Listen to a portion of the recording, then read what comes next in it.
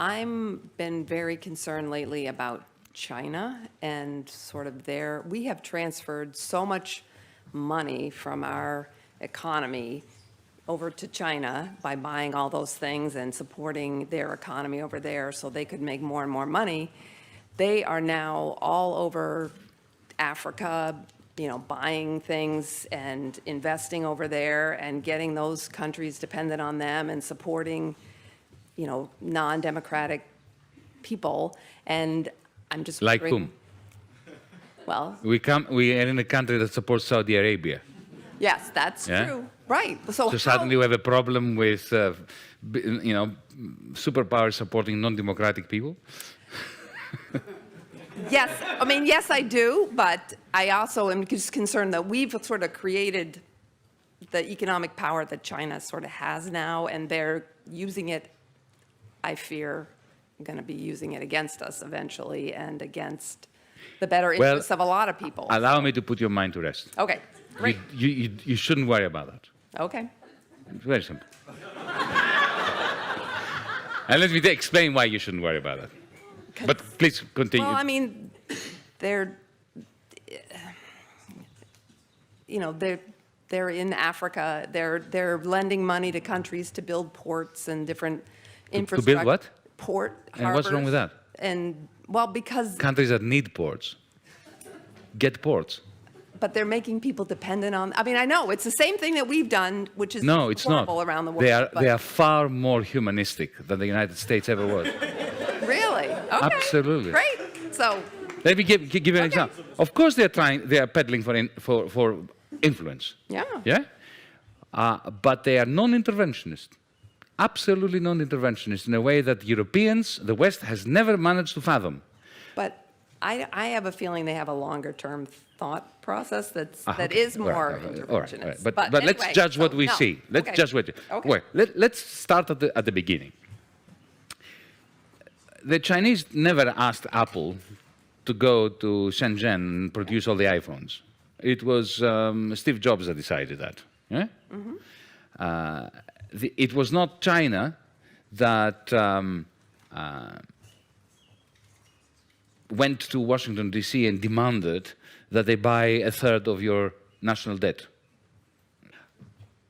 When it comes to the influence of China outside its borders, I have to say, firstly, it's quite remarkable that they don't seem to have any military ambitions.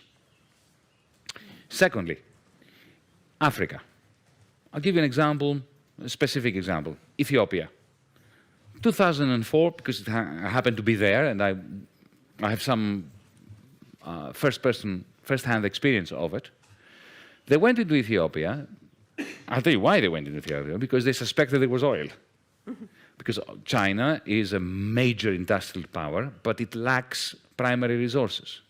Now, instead of going into Africa with troops, colonially, destroying the country, killing people like the West has done for the last 100 years, what they did was they went to Addis Ababa and they said to the government, we would like, we can see you have problems with your infrastructure, we would like to build some new airports, upgrade your railway system, create a telephone system, and rebuild your roads.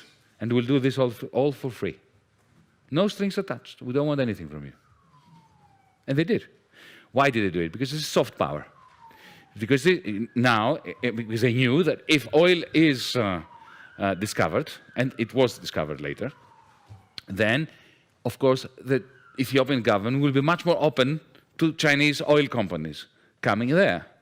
They have never combined their investment with imperialistic view. When I was Minister of Finance, I had a very interesting experience with COSCO, one of the Chinese national companies that in the end bought the port of Piraeus.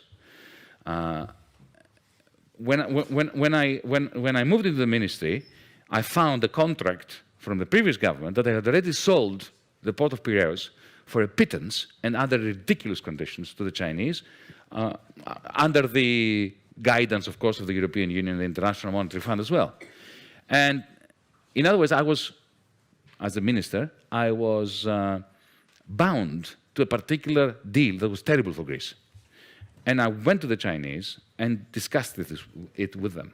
And I was really astonished. I said to them, look, you're paying too little, you're not committing to a sufficient level of investment, and you are treating our workers as fodder. You are effectively subcontracting labor to horrible companies that exploit the workers, and I can't deal with this.